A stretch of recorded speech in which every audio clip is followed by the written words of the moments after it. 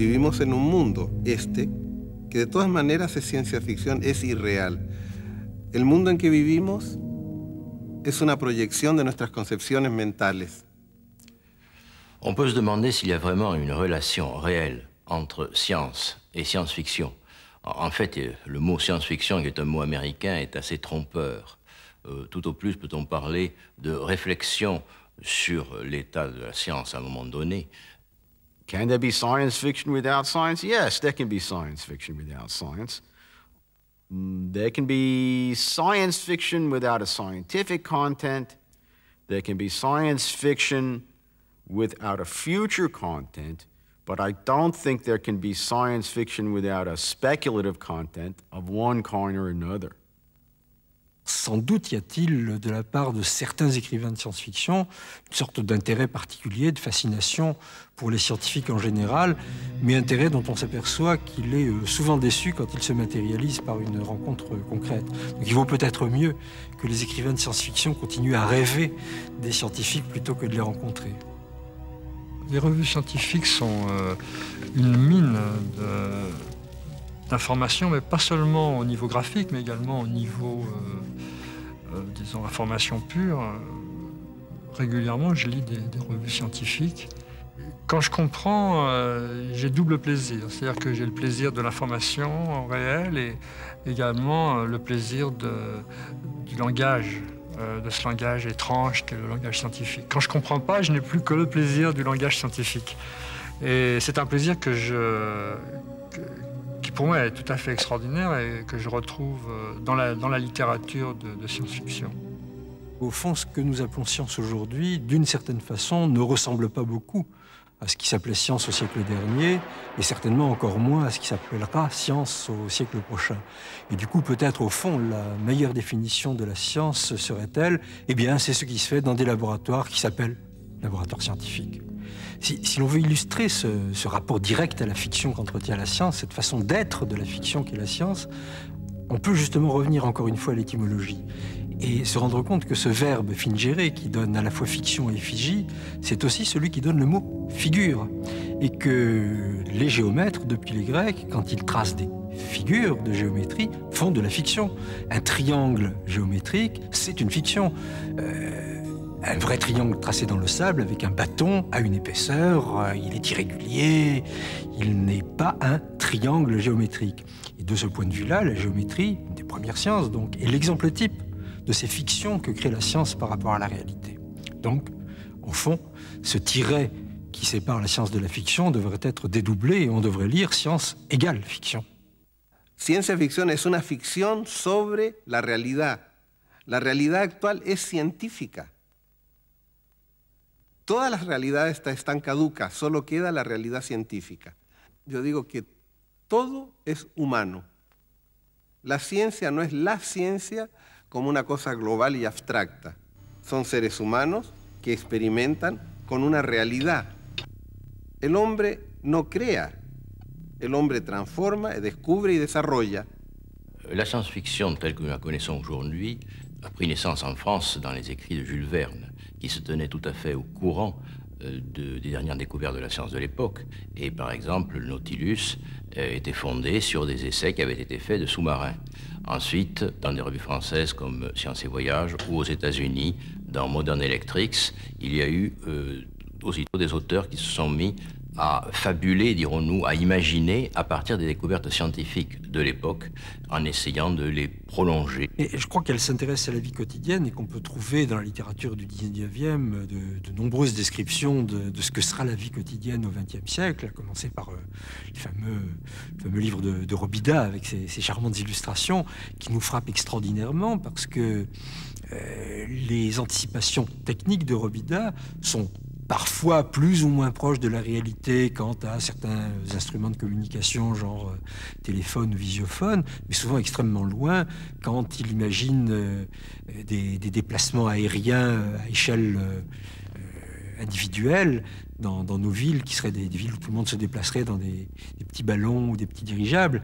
Et ce que l'on voit bien, c'est que l'évolution technique, en fait, est aussi imprévisible que l'évolution historique et l'évolution sociale.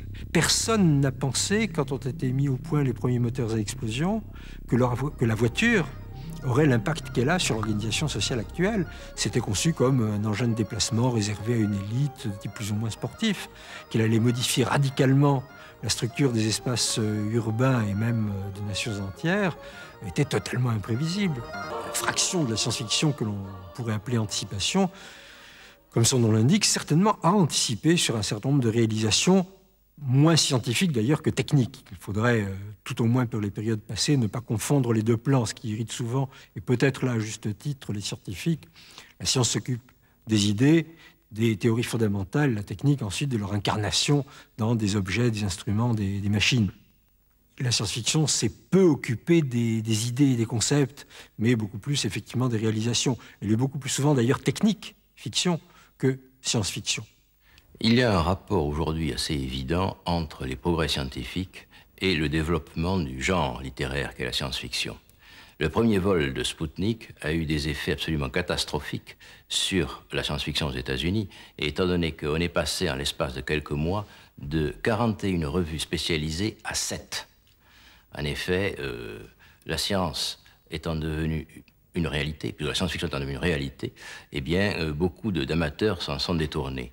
Et ça a été d'ailleurs le même cas lorsqu'Armstrong a posé le pied sur la Lune. Il y a eu un recul du genre, et en même temps, évidemment, les auteurs ont perdu un certain nombre de thèmes. Je crois qu'une des dimensions essentielles de la science-fiction, c'est sa dimension critique. Il y a extrêmement peu de littérature qui fasse de la prospective, c'est-à-dire qui s'intéresse à des éventualités susceptibles de se réaliser dans l'avenir, peut-être très improbables, mais dont certaines sont très inquiétantes, et qui méritent donc d'être examinées, décortiquées, de façon à ce que, si elles se présentent, on y ait un peu réfléchi et on puisse, le cas échéant, prendre les décisions qui s'imposent. Le grand échec de la science-fiction, dans son aspect prévisionnel, concerne en fait l'information, le passage de l'information. Il est bien évident que la science-fiction a prévu que l'homme poserait le pied sur la Lune depuis des décennies, bien avant 1969. En fait, c'est Cyrano de Bergerac qui l'a prévu le premier. Mais aucun auteur, absolument aucun, n'a imaginé un seul instant que des systèmes télévisés permettraient à l'univers entier d'assister à ce premier pas sur la Lune. Je crois que la science ne règle pas son compte aux impossibilités. Au contraire, la science passe son temps à déboucher sur des impossibilités, des limites qu'elle s'efforce ensuite de contourner, mais qu'elle ne peut pas ou plus dépasser. Par contre, ce que fait la science-fiction, comme toute littérature de fiction d'ailleurs, c'est allègrement transcender ses limites et les refuser. Et on vous dit, oui, mais vous savez, l'électrodynamique contemporaine décrit le positron comme un électron qui remonterait dans le temps, alors pourquoi ne pas imaginer qu'on puisse construire un vaisseau ou n'importe quoi qui remonterait effectivement dans le temps. Quand la science elle-même dit, quand un physicien dit « Ah, vous savez, pour moi, l'électron, c'est un positron qui remonte dans le temps », ou d'ailleurs l'inverse. Il est lui-même déjà dans la métaphore, c'est-à-dire qu'il est allé chercher dans le vieux fond littéraire, dans les vieux mythes du voyage dans le temps, une image qui vient servir son propos théorique. Et que donc, c'est un prêté pour un rendu. Very often, science fiction actually gives ideas to scientists. Not because we know more about the science, but in a sense, sometimes because we know less. I wrote a story in which a man who has cancer, by various means, transforms his consciousness so that he goes inside his own body and fights the cancer cells in a mythological universe, and thus cures the cancer. Several years later, a doctor in Houston, Texas, started doing something like this with children who had cancer, where he would do sessions with them where they would tell themselves these stories in which the cancer was transformed into evil creatures or something, and they would defeat the creatures and had some success curing curing cancer with this. Well, I understand now that some scientists are working on developing a cure for AIDS or for other viruses, like what I invented out of my own head in Journals of the Plague Year. I made up the concept of a sexually transmitted cure. And I think it is possible, and I think in a sense it's necessary, because in Africa, even if a vaccine is developed where everybody has to be vaccinated, it's going to be prohibitively expensive for these African countries to do this. And you'll have a vaccine, you know, for rich first world countries and nothing for the third world.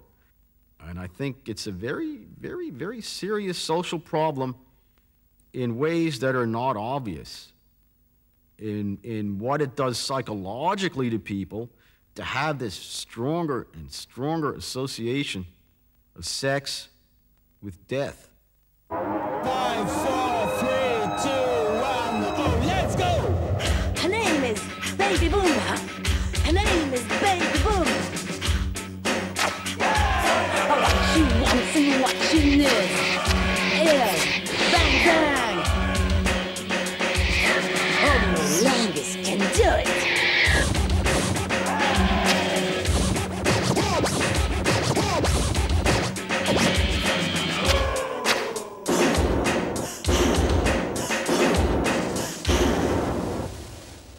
Frankenstein a d'abord été un roman, et que ce roman a été l'œuvre d'une toute jeune fille de 18 ans, Mary Shelley, qui était la compagne puis l'épouse du poète Percy Shelley. Mary Shelley était déjà mère quand elle a écrit ce récit. Elle était déjà une mère ayant perdu un enfant.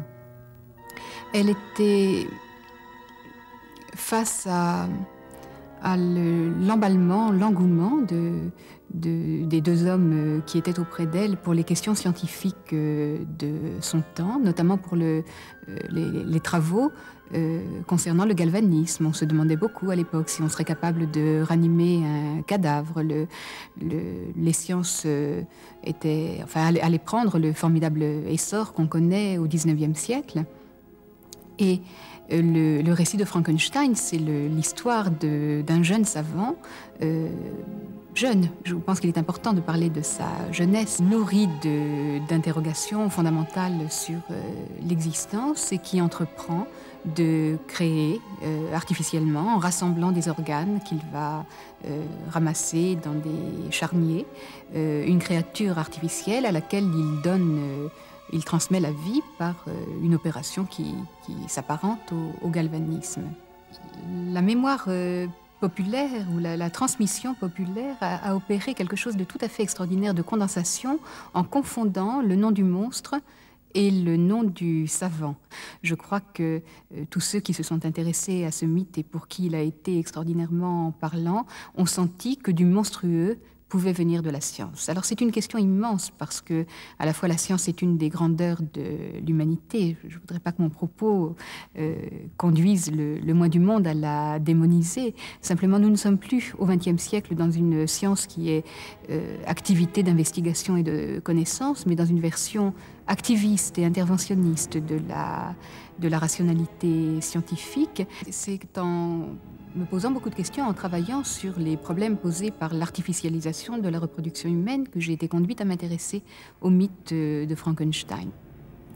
Les questions posées par la fécondation in vitro sont immenses et laissent à peu près l'ensemble de la communauté qui s'interroge pantoise, parce que nous n'avons pas de précédent dans l'histoire de l'humanité pour penser de telles questions. Personne ne sait ce qu'il en est pour un enfant de pouvoir dire, comme les délirants ou comme les enfants dans leurs romans familiaux, « je ne suis pas né d'un rapport sexuel », ou bien d'être les descendants d'une filiation morcelée. Vous savez qu'un enfant aujourd'hui peut avoir jusqu'à 5 parents.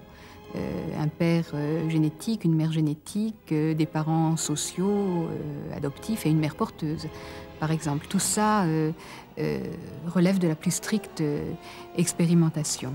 À travers ces activités, la science montre combien elle est travaillée elle-même par le fantasme.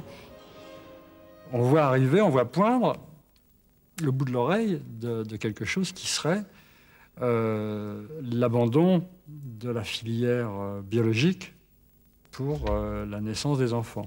C'est-à-dire des enfants qui seraient engendrés d'une façon, disons, scientifique dans des laboratoires, enfin, disons, technologiques, et qui seraient, disons, qui passeraient leurs 9 mois de développement intra-utérin dans des systèmes de couveuses artificielles.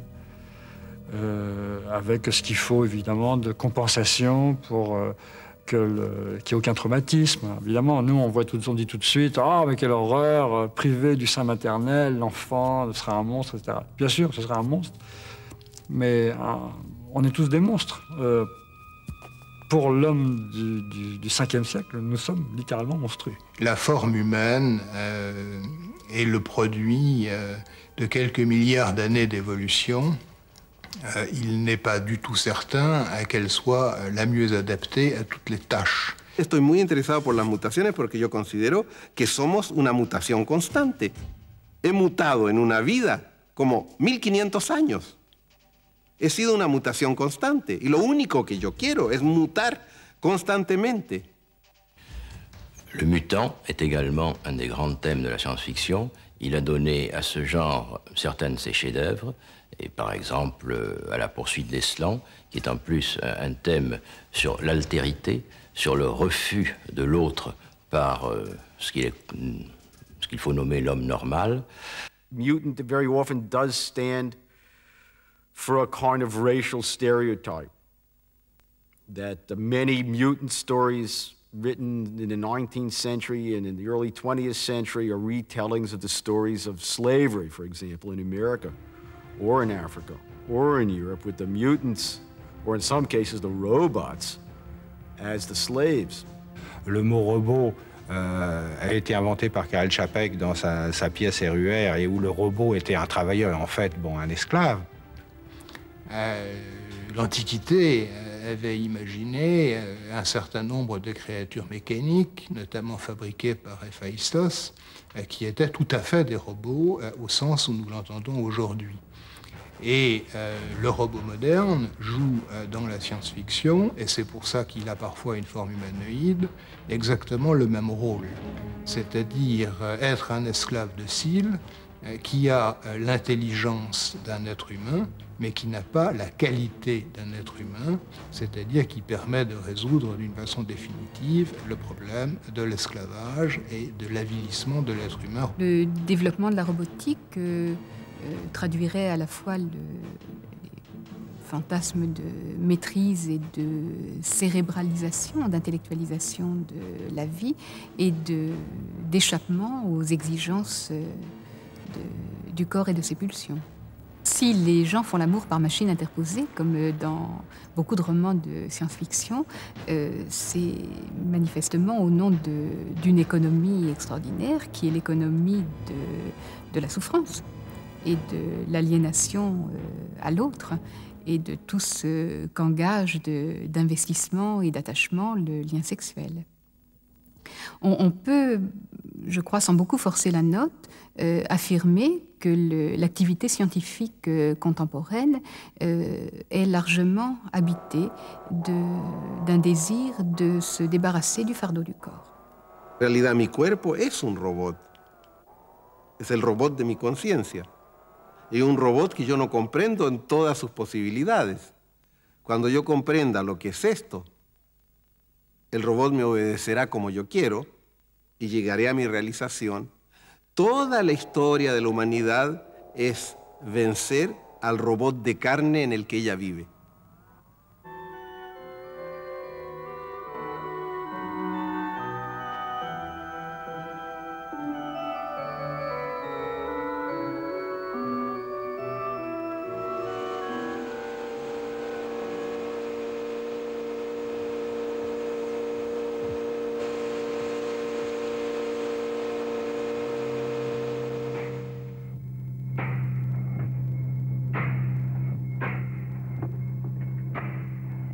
L'intelligence artificielle est aussi un thème de la SF. Les auteurs de l'époque prévoyaient les intelligences artificielles en augmentant le format des ordinateurs, et c'était des machines de plus en plus géantes, alors que justement, là aussi, la science-fiction a été prise en défaut et n'a jamais imaginé qu'on puisse emporter un ordinateur entier dans une petite mallette. Today we celebrate the first glorious anniversary of the Information Purification Directives. We have created, for the first time in all history, a garden of pure ideology, where each worker may bloom, secure from the pests of any contradictory thoughts. Unification of thoughts is more powerful a weapon than any fleet or army on earth. We are one people, with one will, one resolve, one cause. Our enemies shall talk themselves to death, and we will bury them with their own confusion. We shall prevail. On January 24th, Apple Computer will introduce Macintosh. And you'll see why 1984 won't be like 1984.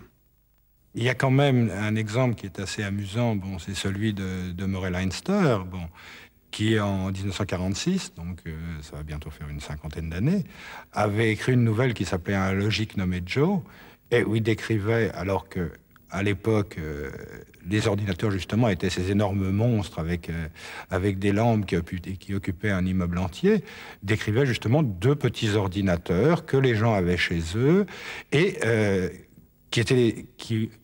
où l'on pouvait visualiser finalement les données sur des petits écrans de vision, puisque à l'époque, la télévision n'était pas encore partout, et il parlait d'écrans de vision. Et il concluait en disant que le seul ennui de ces petites machines, de ces petits logiques, c'est qu'on ne pouvait jamais s'en servir parce que les enfants étaient tout le temps en train de jouer avec. Un des aspects sans doute les plus neufs du développement technoscientifique contemporain, c'est la simulation. Ce que les moyens électroniques et informatiques modernes permettent, à savoir de représenter des réalités imaginaires. On est dans autre chose, une forme de représentation qui n'est ni celle de l'expérience, ni celle de la théorie. Alors il est tout à fait certain qu'une mutation d'une telle ampleur ne peut pas ne pas avoir d'effet sur notre imaginaire, celui de la science en général, et peut-être plus généralement encore, les idées que nous nous faisons sur le monde. En nuestra sociedad antiplanetaria, ¿cierto?, que muere de sed espiritual, sin mitología, con religiones ya marchitas, en esta sociedad se necesita el sueño. Realmente todas las personas que crean historias están permitiendo a la humanidad sobrevivir. Sin sueños la humanidad se muere. Hay que saberlo. Le propre de beaucoup de romans de science-fiction, c'est de tenter de construire et de décrire un monde total, systématique, exempt de contradictions, à l'abri de toutes les failles qui font l'humanité même. Alors, aussi longtemps qu'il s'agit de romans ou de productions imaginaires, ça fait écrire et ça fait lire et ça stimule l'activité imaginaire de tous, même si une telle tendance est manifestement habitée de tendances paranoïaques. Quand une telle activité se met à habiter non plus le champ de la fiction, mais le champ de la réalité à travers la science, pour le coup, elle devient profondément dangereuse pour tous. Oh yes, science fiction writers get to play God with their creations. All writers do that to some degree or another. But in science fiction, you're doing it all, and that's finally, I guess, one of the dangers in science fiction. You know, the Romans used to have a system when a hero was returning from a triumph and parading through the city in his chariot and getting all the cheers, and there'd be one slave on the back of the chariot whose only job was to keep whispering into the hero's ear, "Thou art mortal, Caesar. Thou art mortal. Remember that. Don't forget it." And I think science fiction readers need somebody to do that. Readers too, for that matter, but science fiction writers need somebody to do that too.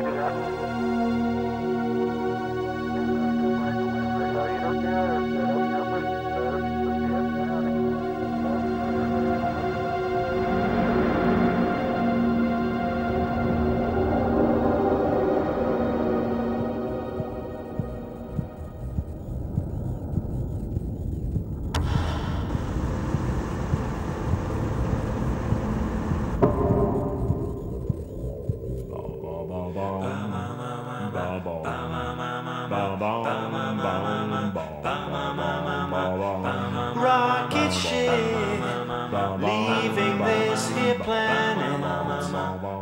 Rocket ship zooming out of this world. My baby's here and her name is Janet. She's on a recon trip. She's an astronaut girl. I wonder if she's lonely up above the stratosphere. Does she love me only when I'm not so near? She's in outer space, floating in the vacuum. It's a way I place up among the stars. For the human race, she has gone exploring. If she can stand the pace, she's sure to run her bars. I received her transmission on the radio today. She said when she completes this mission, we can get married right away. Oh, rocket ship, hurry back to this planet. Rocket ship, bring back my astronaut girl. Well, the ship touched down and I waited for my baby. She wasn't around. She's still in outer space. She's fooled around with an alien being. Now she can be found living at this place. You know, astronaut, not girl. Girl, not. No. Girl, Are you food? Oh no, silly. Food, oh. Here Oh, we you have so food. much to learn. You Food have food. is good. Good. Love food. food. Is good. Love food. Love food. Love I most. Prepare